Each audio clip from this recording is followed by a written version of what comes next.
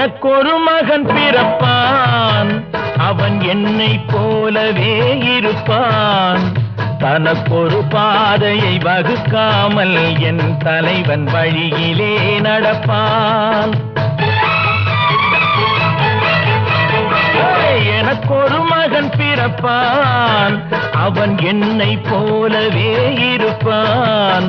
தனக்கொரு பாதையை வகுக்காமல் என் தலைவன் வழியிலே நடப்பான்.